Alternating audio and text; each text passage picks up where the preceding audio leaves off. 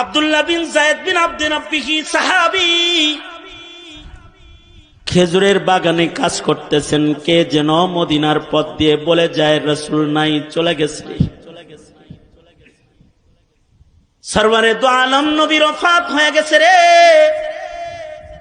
খবরটা শোনার সাথে সাথে আব্দুল্লাহ বিন যায়েদ বিন আব্দে রাব্বি খেজুরের বাগানে আল্লাহ পাককে ডেকে বলে, ওগো আল্লাহ, আমার এই চোখ দুইটা, যে চোখ দিয়া পৃথিবীর সবচেয়ে দামি নিয়ামত মুহাম্মদুর রাসূলুল্লাহ সাল্লাল্লাহু আলাইহি ওয়াসাল্লামকে আমি দেখি, ওগো আল্লাহ, এই চোখ দিয়া যেহেতু আমার সরকার, আমার সরদার মুহাম্মদুর রাসূলুল্লাহ সাল্লাল্লাহু আলাইহি ওয়াসাল্লামকে দেখা যাবে না, ওগো আল্লাহ, এ চোখ আমি তোমার কাছে আর চাই না, এটা লয়ে যাও গা। যে চোখ দিয়া রাসূল দেখা যাবে না, এই চোখ দিয়া দুনিয়ার আর কোন নাজ নিয়ামত দেখতে চাই না। এবং দোয়াটা এমন দোয়ায়ে মুস্তাজাব, এমন ভাবে উনি দোয়া করেছেন, এক দিক দিয়া দোয়া শেষ হইছে, আর এক দিক দিয়া আল্লাহ তাআলা ওনার চক্ষু দুইটাকে অন্ধ করে দৃষ্টি শক্তি নিয়ে গেছে। রাসূলকে দেখাও তো এত ইমানি এক কাম। কাব ইবনে মালিক বলেন, রাসূল আমারে নাই দেখলো, আমি তো নবীরে দেখতে পারি, তাই যাই মসজিদে। 40 দিন হয়ে গেল। 40 দিন পরে আল্লাহর রাসূল আমাকে ডাকলেন। ভাবলাম কোন সুখবর হবে নি, কিন্তু কাছে যাওয়ার পরে আল্লাহর রাসূল বলে, কাব ইবনে মালিক শোনো, এতদিন পর্যন্ত তোমার বিবি এ 40 দিন তোমার সাথে কথা বলেছে, আজ থেকে বিধান আরো কঠিন হয়ে গেল, নিজের বিবিকে তাড়াতাড়ি বাবার বাড়ি পাঠায় দাও, একা থাকবা। কাব ইবনে মালিক বলে, এতদিন পর্যন্ত দুঃখের কথা বলার মতো একজন ঘরে ঘরণী আমার ছিল, কিন্তু আজকে সেও নাই। শুধু আল্লাহর রাসূলকে এটা আমি জিজ্ঞাসা করলাম, ওগো আল্লাহর নবী, এমনি বাবার বাড়ি পাঠায় দিব নাকি তালাক দিতে হইব? সরকার বললেন, তালাক দিতে হবে না, এমনি পাঠায় দাও। হযরত কাব ইবনে মালিক বলে, বউটাও ঘর থেকে চলে গেল, এবার আমি একলা ঘর। কাব ইবনে মালিক বলে, আমার টেনশন হলো, এখন যদি আমার মৃত্যু হয়ে যায়, আমার মরণের খবর বলার জন্য, শোনার জন্য একটা মানুষ মদিনায় নাই। আমি এখন মরে গেলে কেউ আমার জানাজার নামাজও পড়তে আসবে না। আমি এখন যদি মরে যাই অবস্থায়, তাহলে আমার কবরের উপরে মাটি দেওয়ার মতো কোনো মানুষ থাকবে না। কাব ইবনে মালিক বলেন, এর চেয়ে ভয়ঙ্কর বিষয় হলো, আমি না মইরা আমার এই বয়কাট হালতে যদি রাসূল মইরা যায়, আল্লাহর রাসূল যদি ইন্তেকাল করে, তাহলে ওহীর দরজা বন্ধ হয়ে যাবে। রাসূল যদি আমার এই বয়কাট হালতে ইন্তেকাল করে, আল্লাহর কাছ থেকে আল্লাহ কি আমারে মাফ করলো কি করলো না, এই খবরটা আসমান থেকে আসার দরজা বন্ধ হয়ে যাবে। শুধুই মাত্র আমার হায়াত না, কিয়ামত পর্যন্ত বরজখের ভেতরেও কেউ আমার সাথে কথা বলবে না। কিয়ামত পর্যন্ত, বিচারের আগ পর্যন্ত পৃথিবীর কেউ অথবা বরজখের কেউ আমার দিকে তাকাবে না। আকলমন্দু সে ক্যা পুছু कि मेरी इब्तिदा क्या है, अक्लमंदू से क्या पूछूं कि मेरी इब्तिदा क्या है, कि मैं इस फिक्र में रहता हूँ मेरी इंतहा क्या है, कि मैं इस फिक्र में रहता हूँ मेरी इंतहा क्या है। আমার শেষ বিদায় কি হবে, এটা হলো আমার ভাবনা হওয়া চাই, যে আমার শেষ বিদায়টা কি ভালো হবে না মন্দ হবে। কাব ইবনে মালিক বলে, এই টেনশন আমার, আমি এখন মরে গেলে তো কাম সারা, আর যদি রাসূল মরে যায় তাহলে কিয়ামত পর্যন্তের জন্য সারা। এমন জ্বালা যন্ত্রণায় কাঁপ বলে শুধু কান্না আর কান্না। আল্লাহরে খালি কান্দি আর বলি, আল্লাহ আমারে তুমি মাফ করে দাও। বান্দায় অপরাধ করে যদি আল্লাহর কাছে মাফ চায়, আল্লাহ খুশি হয়ে যায়। কারণ আল্লাহ তাআলা হুয়াল আজিজুল গফুর। আল্লাহ তাআলা বান্দা মাপ চাইলে খুশি হইয়া যায়। 50 দিনের মাথায় আল্লাহ তাআলা এই 3 মুমিনের চোখের পানির বদলায় তাদেরকে ক্ষমার ঘোষণা রাসূলের কাছে পাঠায় দিলেন। 50 দিনের মাথায় ফজরের নামাজের সময় আল্লাহর রাসূল এদেরকে ডেকে বললেন, আয় আসো আসো, আয়াত নাজিল হয়েছে, ওয়া আলাস সালাসাতিল্লাযিনা খুল্লিফু। তোমরা 3 জন যারা আছো, যাদের জন্য বয়কট হানত ছিল, তোমাদের জন্য ক্ষমার আয়াত নাজিল হয়ে গেছে, চলে আসো আসো, তোমরা ক্ষমার সুসংবাদ নাও। যাও যাও, মসজিদে যারা আছো তারা ক্ষমার সংবাদটা তাদের পৌঁছায় দাও। সাহাবী বলে, আমি দৌড় দিলাম, কাব ইবনে মালিকের ঘরে দৌড়ায় গেলাম তাকে খবর দেওয়ার জন্য, কাব রে, আল্লাহ তাআলা তোদের মাফ করে দিচ্ছে। সাহাবী বলে, খবরটা নিয়ে যাওয়ার সাথে সাথে কাব ইবনে মালিকের গায়ের জামা খুইলা আমার গায়ে ও পড়ায় দিছে। এ সুসংবাদ লইছ, এই যে নাও তুমি হাদিয়া দিলাম তোমাকে। কারণ আমার আজকের দিনের চাইতে বড় সুসংবাদ আমার আর নাই। ইসলাম যেদিন গ্রহণ করেছিলাম সেদিনের সুসংবাদের চাইতেও আজকের ক্ষমার সুসংবাদটা আমার জন্য সবচেয়ে বড় ঈদের বড় আনন্দের সংবাদ। কারণ আমার আল্লাহ আমারে মাফ করে দিছে। এই সংবাদের চাইতে বড় সংবাদ আমার জন্য আর নাই। জাতি ক্ষমা করবে আগে পিছে। যারা অপরাধী, অপরাধ জগতে যারা রাজ করেছে তাদের বলবো, কাব ইবনে মালিক, হিলাল ইবনে উমাইয়ার মতো অন্ধকার ঘরে চোখের পানি ফেলে রবের ক্ষমা নেওয়ার চেষ্টা করো। মরার আগে রবের ক্ষমা নেওয়ার চেষ্টা করো। রব যদি কারোর অপরাধকে ক্ষমা না করেন, তাহলে তার বিদায় বড় ভয়ঙ্কর, তার কবর বড় ভয়ঙ্কর। এই কারণে এই হায়াতের মূল্যবান সময়, এই সময়গুলোকে শুধু আয়েশ রং তামাশায় না কাটিয়ে ইবাদতের ভেতরে কাটাইবার কিছু ভাবনা, কিছু চেতনা, কিছু অঙ্গীকার আমাদের জীবনে জরুরত আছে না নাই? জোরে বলেন। এই অঙ্গীকারগুলো করায় উম্মতের উলামায়ে কেরাম জাতিকে। সুতরাং আলেমও দরকার আছে, এই অঙ্গীকার করারও দরকার আছে, জাতিকে দোজখের আগুন থেকে বাঁচাইবারও দরকার আছে। ঠিক না ঠিক? তাহলে এই মাদ্রাসার পাশে থাকবেন তো ইনশাআল্লাহ? ইনশাআল্লাহ থাকবেন তো ইনশাআল্লাহ? দুনিয়ার সবচেয়ে দামি জায়গা হলো দামি মসজিদ, যেখানে এই জায়গাটা দুনিয়ার সবচেয়ে দামি জায়গা। দামি জায়গা মক্কাতুল মুকাররমা, জায়গার ভেতরে সবচেয়ে দামি জায়গা মক্কাতুল মুকাররমা। মক্কাতুল মুকাররমাতে পৃথিবীর শ্রেষ্ঠ ইবাদতের ঘর আছে, যেই ঘরটা বানানোই হয়েছে ইবাদতের জন্য। গোটা দুনিয়ার মানব গোষ্ঠীর জন্য ওই ঘর বানানো হয়েছে, ওখানে মসজিদ।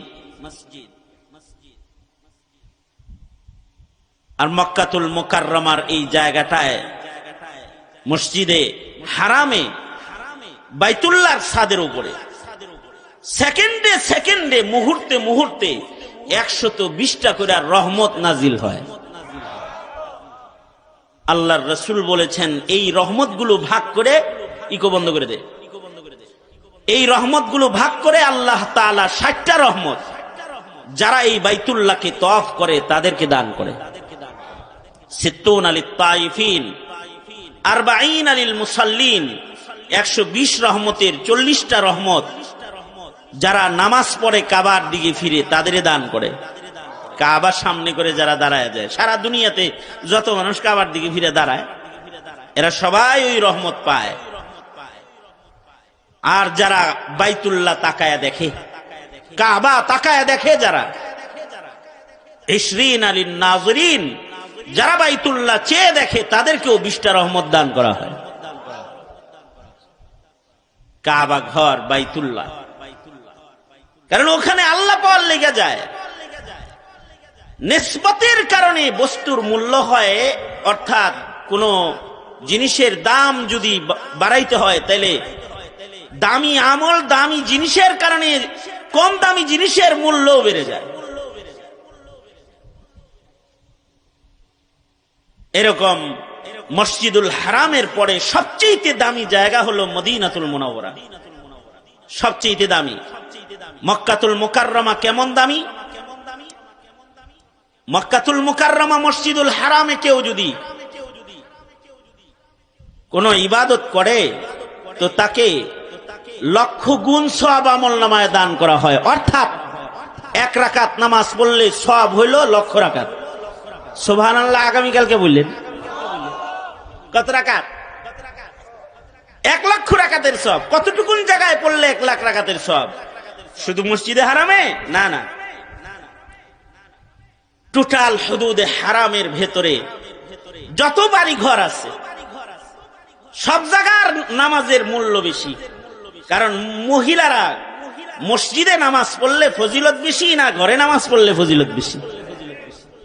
অর্থাৎ কোন মহিলা হজ্জে বাইতুল্লাহতে গেছে, হুদুদে হারামের যে কোনো জায়গায় তার থাকার হোটেল বা বাড়ি একেবারে হুদুদের কাছাকাছি বাড়িতে থাকে, শুধু তওয়াফ করতে আসে।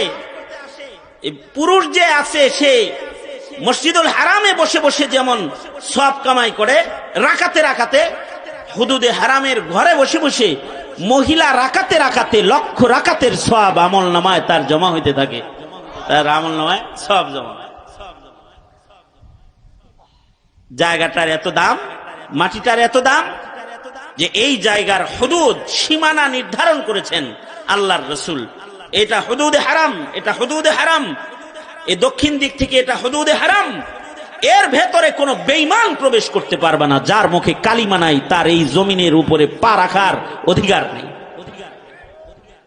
এই কারণে হুদুদে হারামের গেটে গেটে সাইনবোর্ড দেওয়া আছে যে সাবধান, কালেমাওয়ালা ছাড়া কেউ কিন্তু এই এরিয়ার ভিতরে ঢুকবে না।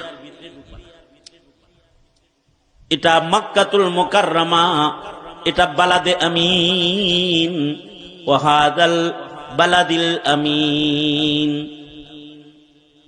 এটা নিরাপদ নগরী মক্কাতুল মুকাররমা। এটায় কোনো বেঈমান এখানে প্রবেশ করবে না। এটা শুধুই মাত্র তাদের জন্য যাদের মুখে আছে লা ইলাহা ইল্লাল্লাহ, লা ইলাহা ইল্লাল্লাহ মুহাম্মাদুর রাসূলুল্লাহ। এই কালিমাওয়ালারা খালি ঢুকবা, কালিমা ছাড়া যারা তাদের এই শহরে ঢোকার অনুমতি নাই। এই এরিয়ার ভেতরে, সীমানার ভেতরে কোন প্রাণীকেও মারা জায়েজ নাই, মশা মাছি মারা জায়েজ নাই। এত মূল্য এই টোটাল হারামের এরিয়াকে আল্লাহ তাআলা দান করেছেন। মদিনাতুল মুনাওয়ারা মক্কাতুল মুকাররমার পরেই সবচেয়ে বেশি দামি, সবচেয়ে বেশি দামি মদিনাতুল মুনাওয়ারা। মদিনাতুল মুনাওয়ারাতেও কেউ যদি নামাজ পড়ে, ফি রিওয়ায়াতিন 50,000 রাকাতের সওয়াব 1 রাকাত নামাজে তাকে দান করা হবে। 50,000 রাকাতের সওয়াব পাবে এরিয়ার ভিতরে ঢুকে ইবাদত করলে। মদিনার দাম এত বেশি কেন? এবার আমাদের আকাবিররা কথা কয়, মদিনার মাটিটার মূল্য আল্লাহর কাছে কেমন? মদিনার মাটি এমন দামি মাটি, মদিনাতুল মুনাওয়ারার মাটির তুলনা দুনিয়ার কোন মাটির সাথে চলে না। কারণ ওটার ভেতরে আছে জান্নাতের মাটি। সরকার বলেন মা বাইনা বাইতি ওয়া মিম্বরি রাউযাতুম মিন রিয়াজিল জান্নাহ। আল্লাহর রাসূল বলেছেন, আমার ঘর আর আমার মিম্বরের মাঝের জায়গাটা সরাসরি আল্লাহর জান্নাতের বাগানের টুকরা। এই মাটিটার মূল্য এত বেশি, মহান মালিকের কাছে মদিনার মাটি এত দামি মাটি, আল্লাহ পাকের আরশের চেয়েতে আল্লাহ পাকের কাছে মদিনার মাটি, যেটা রওজায়ে আতহার নবী পাকের জিসমে আতহারের সাথে লেগে আছে, এই মাটির মূল্য আল্লাহর কাছে আল্লাহর আরশের চেয়েতে বেশি দামি। কেন এই মাটির মূল্য আরশের চেয়েতে বেশি? কেন? এইটা বুঝলেই বুঝে আসবে মসজিদের মূল্য কেন, অথবা এই মাহফিল বাজারের ভেতরে একটা মাহফিল হইতেছে, এটার মূল্য কেন। মদিনার মূল্য এত কেন? অথবা আমরা আমাদের উস্তাদদের কাছে প্রশ্ন করেছি, আরশের চেয়ে মদিনার মাটি দামি কেন? তো আমাদেরকে আমাদের আসাতে যায় কেরাম বুঝাইছেন, আরশ মাখলুক, মাটিও মাখলুক। আরশ মাখলুক, মাটিও মাখলুক। আরশে আল্লাহ পাক সমাসীন, তাই আরশের দাম।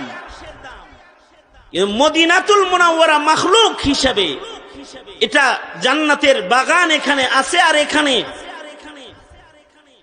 আল্লাহর পরেই যার বেশি দাম তিনি এখানে আছে। মাখলুক হিসাবে আরশের চাইতে মদিনার মাটির বেশি দাম, এজন্য যে মাখলুকাতের ভেতরে সবচেয়ে দামি মানুষ যিনি, তিনি মদিনার মাটিতে শুয়ে আছেন। কারণ আল্লাহর কাছে আল্লাহর আরশের চাইতেও দামি মুহাম্মদুর রাসূলুল্লাহ সাল্লাল্লাহু আলাইহি ওয়াসাল্লাম। মাখলুক হিসাবে আরশ মাখলুক, মুহাম্মদুর রাসূলুল্লাহ সাল্লাল্লাহু আলাইহি ওয়াসাল্লামও মাখলুক। আরশ দামি এজন্য যে আরশ মাখলুকটার উপরে রহমান মালিক সমাসীন।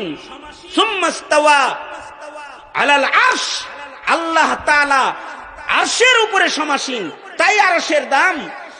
আর মাখলুক যেহেতু এটা, মুহাম্মদুর রাসূলুল্লাহ সাল্লাল্লাহু আলাইহি ওয়াসাল্লাম তো মাখলুক হিসেবে আল্লাহর পরেই নবীজির মর্যাদা। লা ইউমকিনুস সানাউ কামা কানা হাক্কুহু, লা ইউমকিনুস সানাউ কামা কানা হাক্কুহু বাদাজ খুদা বুজুর্গ তু ই কিসসা মুখতাসার, বাদাজ খুদা বুজুর্গ তু ই কিসসা মুখতাসার। আমার নবী মুহাম্মদুর রাসূলুল্লাহ সাল্লাল্লাহু আলাইহি ওয়াসাল্লাম, নবীজির মাখলুকাতের ভেতরে মূল্য হলো বাদাজ খুদা বুজুর্গ তুই। আমাদের নবীজি হলো আল্লাহর পরেই মাখলুকাতের ভেতরে সর্বশ্রেষ্ঠ। তিনি যেখানে আছে সেই জায়গার দাম আল্লাহর কাছে বেশি, কারণ আল্লাহ তাআলা আরশ থেকে সরে গেলে তো আরশেরও মূল্য মাখলুক হিসেবে কমে যাবে। যাই হোক, মুহাম্মদুর রাসূলুল্লাহ সাল্লাল্লাহু আলাইহি ওয়াসাল্লাম মদিনায় আছেন, সঙ্গত কারণে মক্কাতুল মুকাররমার যেমন হুদুদ আছে, মদিনার ওই রকম হুদুদ আছে। আল্লাহর রাসূল এই মদিনার শহরের জন্য দোয়া করেছেন। মদিনার হুদুদ নির্ধারণ আছে, নবীজি নির্ধারণ করে দিয়ে গেছেন এবং বলে গেছেন, এই দামি শহর মদিনা আমার মদিনা, এখানে যদি কেউ গাছ লাগায় তাতেও আল্লাহ তাআলা তার উপরে খুশি হয়ে যাবে। সাবধানের পাতাও ছিল না, মদিনার গাছ পাতাকেও লতা পাতাকেও মুহাব্বত করা ঈমান। মদিনার পাহাড়কে মুহাব্বত করা ঈমান। মদিনায় এমন পাহাড় আছে যারা আল্লাহর জান্নাতি। মদিনায় এমন কবরস্থান আছে আশা করা যায় ও কবরস্থানের সব মাইয়িত আল্লাহর জান্নাতি। জান্নাতুল বাকি মদিনায় আছে। সরওয়ারে দু আলম নবীর রওজা আতহারের পাশে কবরস্থান জান্নাতুল বাকি মদিনাতুল মুনাওয়ারাতে আছে। এই জান্নাতুল বাকির মাইয়িত যারা হবে আশা করা যায় তাদের কবর আযাব হবে না। মদিনার মাটির ভেতরে আল্লাহ তাআলা কবরের আযাব জ্বালাইবেন না, দোজখের আগুন জ্বালাইবেন না।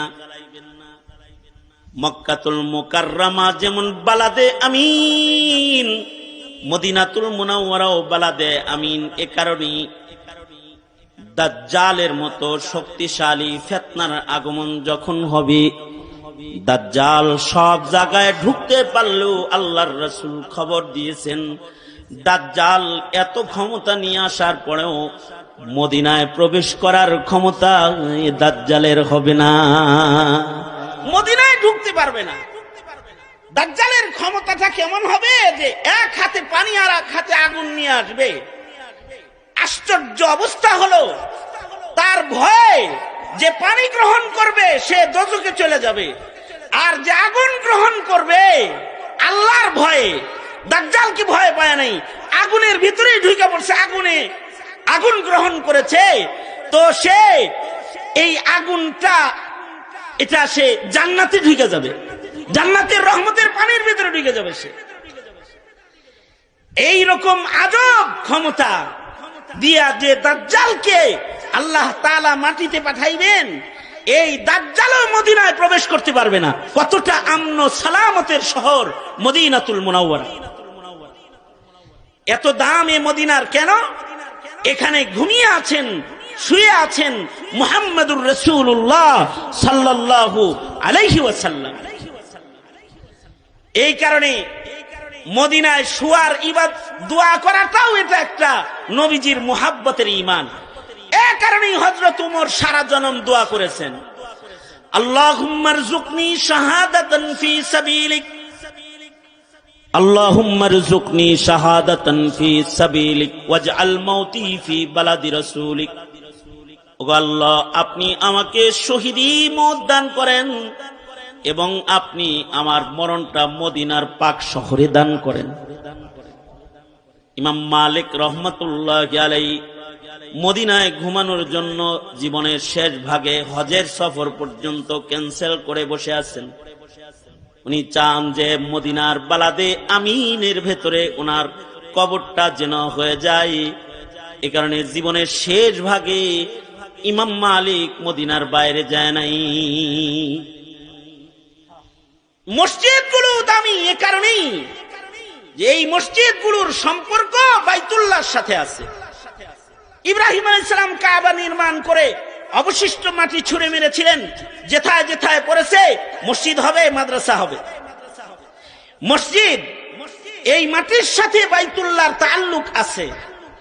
এ কারণেই বাইতুল্লাহে বর্ষিত রহমতগুলো মসজিদের ছাদে ছাদে চলে যায়। যারা মসজিদে ঢুকে রহমত তাদের মাথায় চলে যায়, ইমামের মাথায় যায়, ইমাম থেকে মুয়াজ্জিনের উপরে যায় নামাজের মাধ্যমে। মুয়াজ্জিনের ডান পাশে যে দাঁড়ায় সে রহমত পেয়ে যায়, বাম পাশে যে দাঁড়ায় তারপরে সে রহমত পেয়ে যায়। এই রহমতওয়ালা বান্দাগুলা যখন রহমত লয়ে জমিনে পাড়া দেয় তো আল্লাহ তাআলা জমিনের উপরে রহমত বর্ষণ করতে থাকে। মুহাদ্দিসিন বলেন, রাউজাতুম মিন রিয়াজিল জান্নার মাটির উপরেও 24 ঘন্টা রহমত বর্ষণ হয়। বাইতুল্লাহর উপরে যেমন 24 ঘন্টা রহমত বর্ষণ হয়, রাউজাতুম মিন রিয়াজিল জান্নার ভেতরেও 24 ঘন্টা আল্লাহ পাকের রহমত বর্ষণ হয়। তো এই মসজিদগুলো দামি কারণ মসজিদের ভিতরের সামান ভালো। মাদ্রাসাগুলো দামি কারণ মদিনায় রাসূল আছেন আর মাদ্রাসায় নবীর রেখে যাওয়া আমানত আছে, কোরআন আছে, হাদিস আছে। এ কারণে মাদ্রাসাকে বলা হয় বাইতুর রাসূল, বাইতুন নবী। আর মসজিদগুলো হলো আল্লাহর ঘর, বাইতুল্লাহ আল্লাহর ঘর। মাদ্রাসা মসজিদ যেমন একটা নিসবতের কারণে দামি, বাজার যেমন দুনিয়া বেচা কেনার নিসবতের কারণে কম দামি। মানুষের ভেতরে কিছু মানুষ আছে তাদের হায়াত নামক মাখলুক পাত্রের ভেতরে নেক আমল বেশি। আরশ যেমন মাখলুক, মদিনার মাটি যেমন মাখলুক, মসজিদ যেমন মাখলুক, মাদ্রাসা যেমন মাখলুক, হায়াতও এরকম একটা মাখলুক। খালাকাল মাউতা, মৃত্যু একটা মাখলুক, ওয়াল হায়াতা, হায়াতও একটা মাখলুক। আল্লাযী খালাকাল মাউতা ওয়াল হায়াতা, তার মানে হলো হায়াতও মাখলুক, হায়াত কে বানাইছে? মৌত মাখলুক, মৌত কে বানাইছে? আল্লাহ বানাইছে।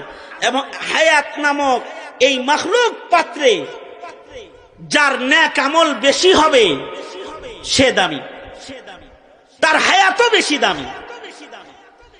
মসজিদের যেমন নেক আমলের কারণে মসজিদের দাম, হায়াতের ভেতরে নেক আমল বেশি হলে এই হায়াতওয়ালা মানুষটার দাম। যদি মানুষটার জীবনে নেক আমল বেশি হয়, মানুষটার হায়াতটা দামি, এই মানুষটা হায়াতে নেক আমল বেশি কামাই করে হায়াত পাত্রের নেক আমল বেশি রাখছে, তো তাকে আল্লাহর রাসূল বলেছেন চালাকাল কাইয়িসু মান দানা নাফসাহু ওয়া আমিলা লিমা বাদাল মাউত। হায়াতের ভেতরে নেক আমল যার বেশি সে হলো নেককার। নেককারদের জন্য আল্লাহ তাআলা হায়াত থেকে বের হওয়ার মরণ দরজা মাখলুক যেটা পাঠায় দিবে এটা ভালো হবে। আর হায়াত যাদের কম দামি হয়ে যাবে, গুনাহ বেশি হয়ে যাবে, তাদের সামনে মওত নামক দরজা পাঠায় দিবে যেটা এটা খারাপ হয়ে যাবে। মৃত্যু নামক আখিরাতের জগতে পদার্পণ করার যে দরজাটা আল্লাহ বানাইছেন, এই দরজা দুই রকম বানাইছেন। নেককার হায়াতওয়ালা মানুষদের জন্য মৃত্যুটা একরকম, আর বদকার মানুষদের জন্য মৃত্যুটা আরেক রকম। সঙ্গত কারণে মানুষকে আল্লাহ দিছে হায়াত যে, ও মানুষ তুমি কি নেক আমল বেশি করো নাকি গুনাহ বেশি করো, এটা কিন্তু আমি পরীক্ষা করব। পরীক্ষা কইরা এটা আমি নির্বাচন করব তুমি নেককার না বদকার হায়াতে। যদি নেককার হও মৃত্যু হবে একরকম, আল ইবরাতু বিল খাওয়াতিম। হ্যাঁ, তবে ওয়াহুয়াল আজিজুল গফুর, আল্লাহ তাআলা আজিজ, আল্লাহ তাআলা গফুর। আল্লাহ তাআলা যারা হায়াত ভুলে ভালে গুনাহ কইরা নষ্ট কইরা ফেলাইছে তাদেরকে চান্স দিয়ে রাখছে। যদি হায়াতের শেষ ভাগেও কেউ বুঝালায় আমি তো হায়াতে 40 বছরে নামাজ পড়ি নাই রে, আমি তো 50 বছরে ইবাদত করি নাই রে, আমি তো কবরে যাওয়ার সময় আমার হয়ে গেল, বার্ধক্যের ছবলে আমি আক্রান্ত, কিন্তু আমি তো সুন্নাত দিয়ে নিজের সাজাই নেই, তো এই রকম ভয় আর ভীতি যার ভেতরে আসবে আর মরণের আগে যে তওবা করবে, আল্লাহ পাকের শান হলো আল্লাহ আজিজ, আল্লাহ পাকের শান হলো আল্লাহ পাক গফুর। আল্লাহ তাআলা দয়া কইরা গফুর মালিক, ক্ষমা কইরা এই বান্দার জিন্দেগীর গুনাহ মাফ কইরা মৃত্যুটা তার সুন্দর হিসাবে হাজির করে দিবে যদি মরার আগে কেউ তওবা করে। মরার আগে তওবার সুযোগ সকলের হয় না, কৃতকর্ম সবার সুন্দর হয় না, আর তওবার সুযোগ আল্লাহ তাআলা সকলকে দেয় না।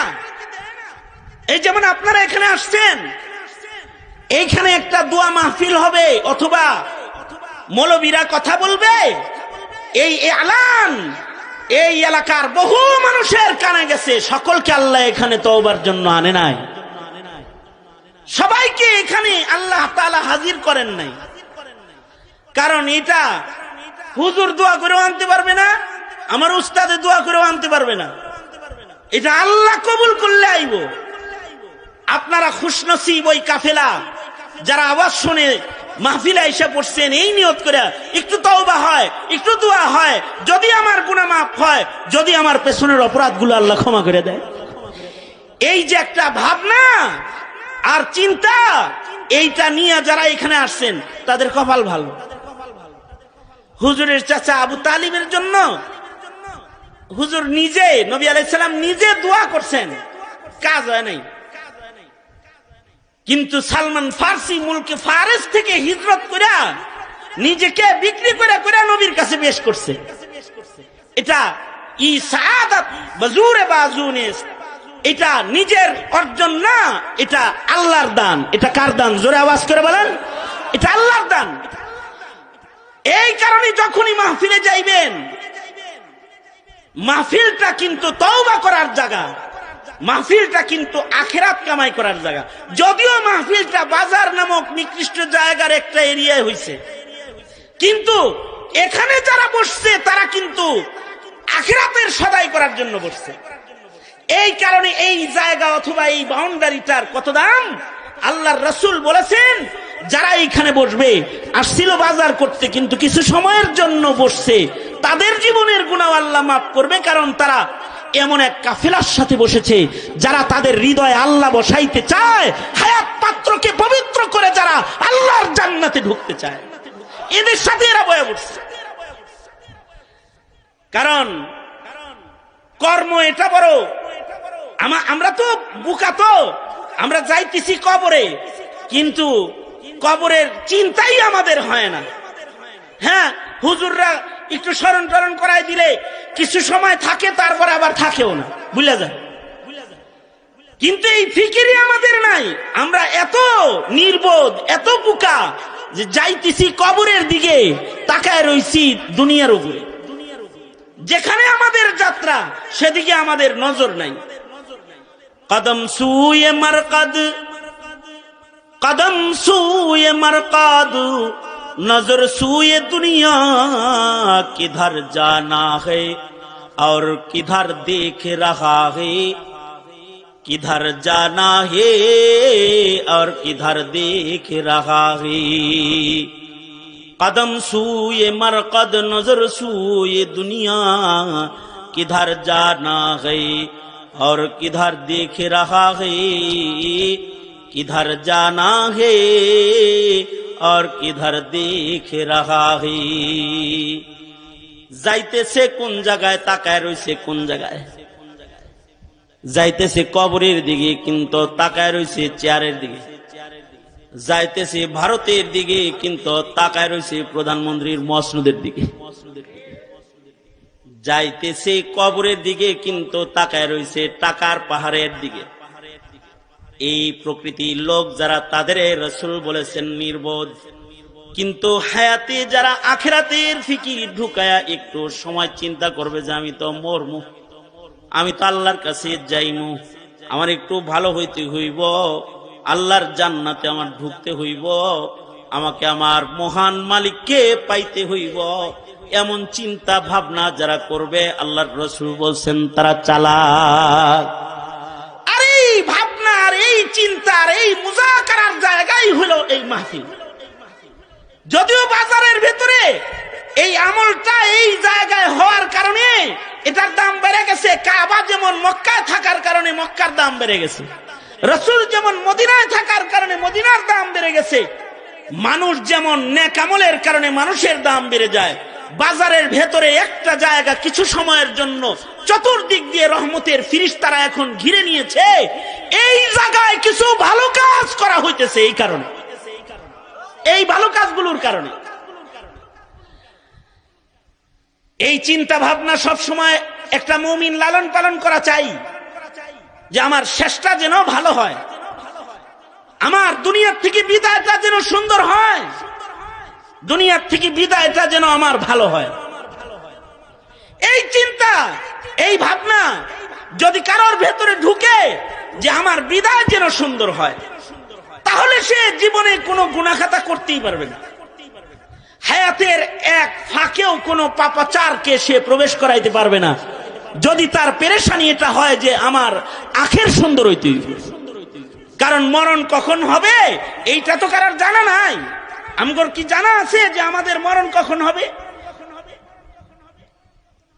মনে রাখবেন, দুনিয়ায় কই রইলেন আর কোন ঘরে জন্মাইলেন?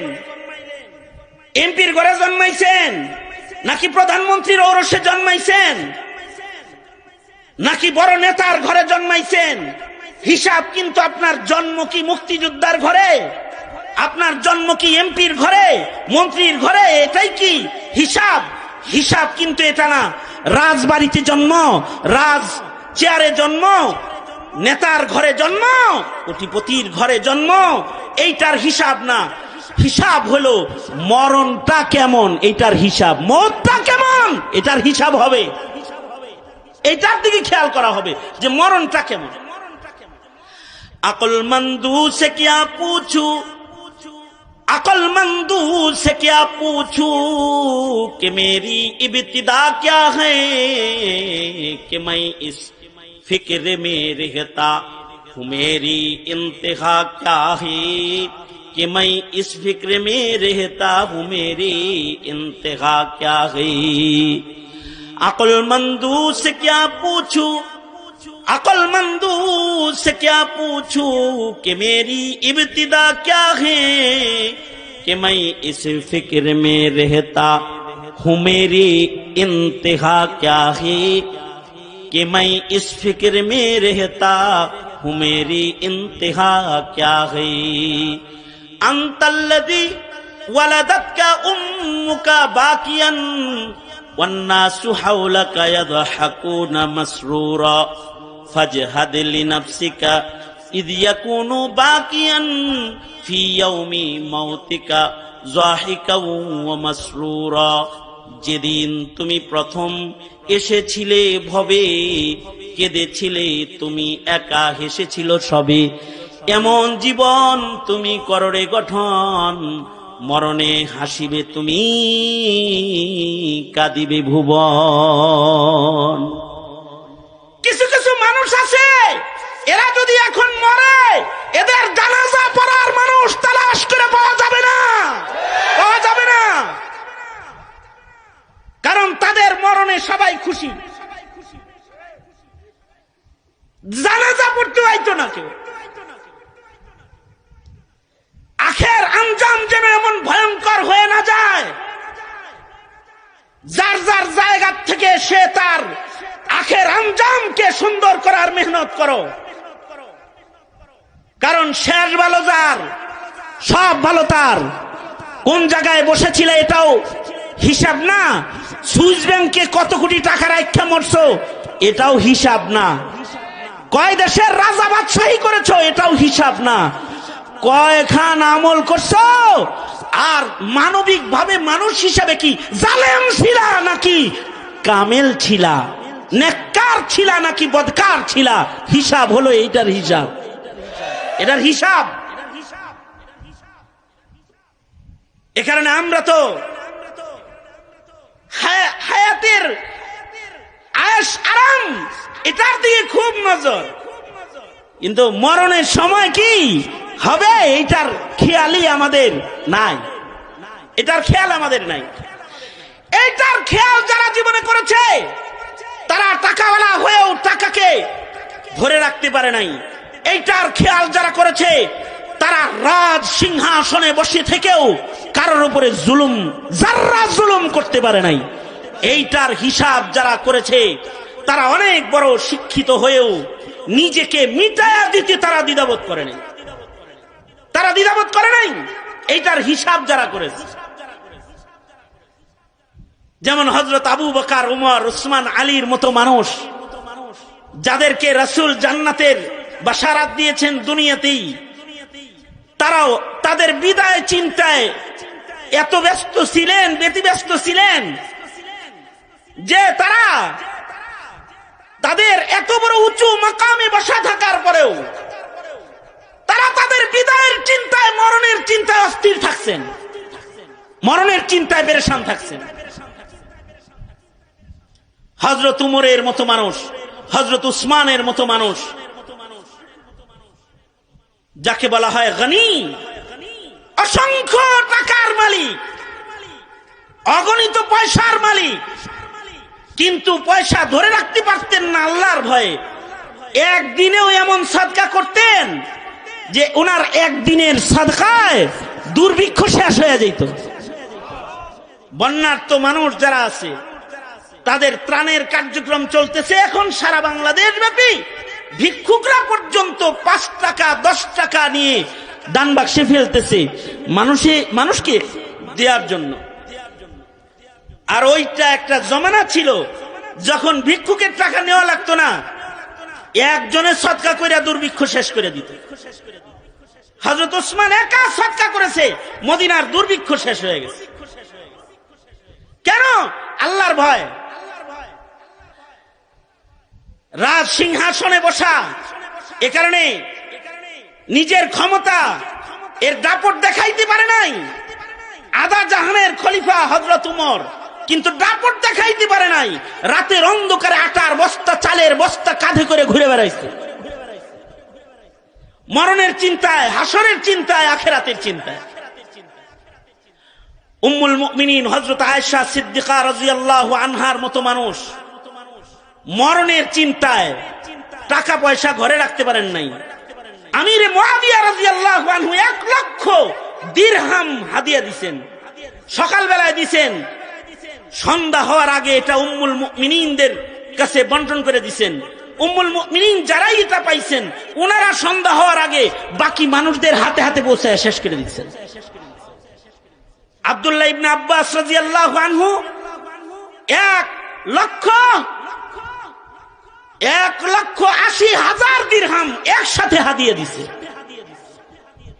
ইফতার হওয়ার আগে পুরাটা বিলীন করে ফেলছে। যখন মাগরিবের আজানে রক্ত হয়েছে আর ওনার কাছে খাবার আনতে বলেছে, ইফতার করবে, খাদেমায় শুকনা রুটি এনে দিছে। আর কয় এত টাকা আসলো, কয়টা টাকা কি ইফতার করার জন্য রাখা গেছিল না? হযরত উম্মুল মুমিনিন বলে, টাকা যখন সামনে ছিল তখন আমি যে রোজা, এটা তো আমার স্মরণ ছিল না। আমার স্মরণে শুধু এটাই ছিল যে আমার আল্লাহরে কত বেশি খুশি করা যায়, কত বেশি খুশি করা যায়। अक्लमंदू से क्या पूछूं, अक्लमंदू से क्या पूछूं कि मेरी इब्तिदा क्या है, कि मैं इस फिक्र में रहता हूँ मेरी इंतहा क्या है, कि मैं इस फिक्र में रहता हूँ मेरी इंतहा क्या है। এটা ভালো মানুষ যখন মরে যায় তখন ভালো মানুষের জন্য আল্লাহর ফিরিস্তারা পর্যন্ত কাঁদতে থাকে। ভালো মানুষের জন্য জমিন কান্দে। ভালো মানুষের বিদায় বেলায় আসমান বাড়ি বর্ষণ করে, কাঁদে, বৃষ্টির ফোঁটা পড়ে যায়। ভালো মানুষ যখন বিদায় নিয়ে চলে যায়, গাছগাছালি, পাক পাখালি তাদের জন্য কাঁদতে থাকে। ভালো মানুষের জন্য আল্লাহর জান্নাত খুশি হয়ে ইস্তেকবাল দিতে থাকি। ভালো মানুষের বিদায়ে আসমান জমিন সব রোনাজারি করতে থাকি। হায়াত দান করেছে আল্লাহ তাআলা, আবার মৃত্যু নির্ধারণ করেছেন এটা চেক করার জন্য যে কে কেমন আমল করে। আমল ভালো করে কেউ যদি মরণের মুখোমুখি হয় তো তার জন্য ভয় নাই। তাতানাজ্জালু আলাইহিমুল মালাইকাতু আল্লা তাখাফু ওয়ালা তাহজানু ওয়াবশিরু বিল জান্নাহ ওয়াবশিরু বিল জান্নাতিল্লাতী কুনতুম তুআদুন নাহনু আউলিয়াউকুম ফিল হায়াতিদ দুনিয়া ওয়া ফিল আখিরাহ ওয়ালাকুম ফিহা মা তাশতাহি আনফুসুকুম ওয়ালাকুম ফিহা মা তাদউন নুজুলাম মিন গফুরির রহিম। সুতরাং এখানে যারা এখন আমার কথা শুনছেন, এদের অনেকেই এমন আছেন যে যারা 5 ওয়াক্ত নামাজ পড়েন না। অনেকেই আছেন এরকম যাদের কবিরা গুনার অভ্যাস আছে। যদি হিসাব আপনার এটাই হয় যে আল্লাহ হায়াত নামক যে জিনিসটা আমারে দিছে, এর 50 বছর ছিলাম বেনামাজি, কয়দিন ধরে নামাজ ধরছি। এর 40 বছর ছিলাম রোজা ছাড়া, কয়দিন ধরে আমি রোজা রাখছি। অথবা হাত্তাল আন এখনো পর্যন্ত আমি দাড়ি কাটছি, অথবা আমি বেনামাজি। তার জন্য আমি একটা খুশখবরি লইয়া আসছি। সেটা হলো এই, সেও যদি এই মুহূর্তে আল্লাহর কাছে তওবা করতে পারে, তো উলাইকা ইউবাদদিলুল্লাহু সাইয়্যাতিহিম হাসানাত, আল্লাহ তাআলা তার পেছনের সব গুনাহ এক মুহূর্তের ভিতরে ক্ষমা করে মরণটা তার ভালো বানায় দিবেন। আল্লাহ তাআলা ভালো বানায় দিবেন যদি সে তওবাকারী হয়ে যায়। মুহতারাম হাজিরিন, এই চিন্তাটা নিজেদের ভেতরে আনি যে আমার বিদায় কেমন হবে। আওয়ামী লীগের 16 বছরের জুলুমের শাসন পুঁজি বানায় যারা জাতিরে জ্বালাইতে জ্বালাইতে কয়লা বানায় ফেলায় দিয়েছিলে, হিসাব কষকে মরণ কেমন হবে হিসাব কষ যায়, জানা যায় মানুষ কয়টা হবে হিসাব করো যায়। এই হিসাব তো করলে না, মরলে কি হবে, খালি চেয়ারে থাকলে কি হবে এই হিসাবই কষলা, মরলে কি হবে এইটা হিসাব কষলা না। যদি মরলে কি হবে এই হিসাব না কষো, তাহলে তোমার মতো বুকা এই রাজ্যে আর নাই। কথা বলেন ঠিক না বে ঠিক? জোরে আওয়াজ করে বলেন। এতটাই নিগৃহীত যে মাটির উপরে হাইটা যাইতে পারো না, উইরা যাইতে হয় দিল্লিতে। তাইলে মরার পরে মাটি তোমাকে জায়গা দিবে কিনা এটাও তো হিসাব করা দরকার। মরার পরে মাটি তোমাকে জায়গা দিবে কিনা, এই মাটির মানুষ তোমাকে চাইবে কিনা। আমাদের মরণের তো এই হিসাব নাই, কিন্তু সাহাবীদের এই হিসাব খুব ছিল। পরিপূর্ণ সবটুকুন বলতে পারবো না। তবুকের যুদ্ধ আল্লাহর রাসূল 9:30 মাত্র 5-7 মিনিটের ভিতরে আলোচনা শেষ করে দেবে, লম্বা কম যাইব না। তবুকের যুদ্ধ আল্লাহর রাসূল সাল্লাল্লাহু আলাইহি ওয়াসাল্লাম 950 মাইল দূরে যাইবেন যুদ্ধ করতে। কত মাইল? হ্যাঁ, 950 মাইল দূরে যাইবেন। 30,000 সাহাবী একসাথে যুদ্ধ করার জন্য যাইতেছে। মদিনায় মুসলমানের সংখ্যা তখন এমনই। আল্লাহর রাসূলের নির্দেশ ছিল ফলের মৌসুম, কেউ ঘরে থাকতে পারবে না, সব যুদ্ধে যাইবা। অর্থাৎ তোমরা কি খেজুরকে মালরে বেশি মহব্বত করো নাকি আল্লাহরে বেশি মহব্বত করো? পরীক্ষা ছিল এটা। আল্লাহর রাসূল আহ্বান করলেন, 30,000 সাহাবী সবাই যুদ্ধে অংশগ্রহণ করার জন্য বের হয়ে গেল। আল্লাহর রাসূল সাল্লাল্লাহু আলাইহি ওয়াসাল্লাম সকলকে যেতে বললেন। মুনাফিকরা গেল না যে এত দূরে যাবো কেমনে, এত কষ্ট। মুনাফিকদের ভিড়ে 3 জন মুমিন ফেসে গেল, কাব ইবনে মালিক, হিলাল ইবনে উমাইয়া, মুরারা ইবনে রবিয়া রাদিয়াল্লাহু আনহুম। এই 3 জন ফাইসে গেলেন। এই 3 জন চিন্তা করলেন নবীজি দল লয়ে যাইতেছে, যাইতে থাক, আমরা পরে যাওয়া শামিল হব। আল্লাহর রাসূল তবুক চলে গেলেন। যে জিজ্ঞাসা করলেন কাব ইবনে মালিক আসেন নাই, আসে নাই? সাহাবীরা বলল দুনিয়ায় ধরছে, খেজুর বাগানে ধরছে, এ কারণে আসে নাই। আল্লাহর রাসূল সাল্লাল্লাহু আলাইহি ওয়াসাল্লাম যুদ্ধ শেষে মদিনায় প্রত্যাবর্তন করে ফেললেন।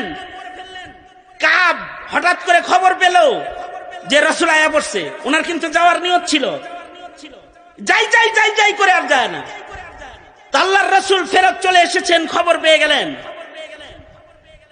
এবার যখন নবী ফেরত আইতেছে, এখন তো আর বেরোয়ার কায়দা নাই। যুদ্ধ শেষ, ফেরত আইতেছে, এখন কি আর যাওয়ার কায়দা আছে? উনি চিন্তা করলেন কি কথা রাসূল আসলে আমি বলবো। বুখারী শরীফেও রিওয়ায়াত আছে, হাদিসের কিতাবে কাব ইবনে মালিকের রিওয়ায়াত, নিজে নিজের কাহিনী উনি বর্ণনা করছেন যে আমি কথা বানাইতেছি, নবী আসলে সাজায় গুজায় একটা কয়া দিব যাতে আমার উপরে নবীজি খুশি হয়ে যায়। আল্লাহর রাসূলের আদত মাফিক আল্লাহর নবী মদিনায় ঢুকে মসজিদে নববীতে প্রবেশ করলেন। আল্লাহর রাসূল সাল্লাল্লাহু আলাইহি ওয়াসাল্লাম মসজিদে ঢোকার সাথে সাথে ওই 3 জন মুমিন যারা যায় নাই এরাও চলে আসলো। আল্লাহর রাসূল কাবকে বললেন, কাব যুদ্ধে গেলে না কেন? কাব ইবনে মালিক বলে, আমার অনেক কথা বানেন না ছিল, যা বলবো নবীজির কাছে। চেহারায় আতহার, নবীজির পাক চেহারা মুবারক দেখার পরে আমার সব বানানো কথা হারায় গেছে, সত্য মুখ দিয়ে ফসকে বের হয়ে গেছে। আল্লাহর রাসূল কোনো কারণ নাই, যাই যাই যাই যাই করে এমনি যাই, কোনো কারণ নেই। হযরত কাবকে বলা হয় যে আপনি তো বানায়া কইলেও তো পারতেন। বানায়া কইলে নবীরে নয় খুশি করতাম, আসমানের মালিক রে কেমনে খুশি করতাম? তিনি যদি আয়াত পাঠায় দেয়, যা কইছে সব বানায়া বলছে, আসল না। এ কারণে সাময়িকের জন্য আমি অপরাধী হয়ে যাই, তারপরও সত্য প্রকাশ পেয়ে যাক, সত্যটা প্রকাশিত হয়ে যাক, আমার তওবার সুযোগ এসে যাক। আল্লাহর রাসূল বললেন, যাও নাই যেহেতু, তোমাদের ফয়সালা আল্লাহর কাছে। ঘোষণা দিয়ে দিলেন, এই তিনজনের সাথে মদিনার কেউ কথা বলবে না। এরা সালাম দিলে সালামের উত্তর দিবা না, এদের সাথে লেনা দেনা কেনাকাটা করবা না, এদের সাথে সবাই বয়কট করা হলো এদেরকে। এই তিনজনের সাথে আমাদের সাধারণ আচরণ বন্ধ আছে।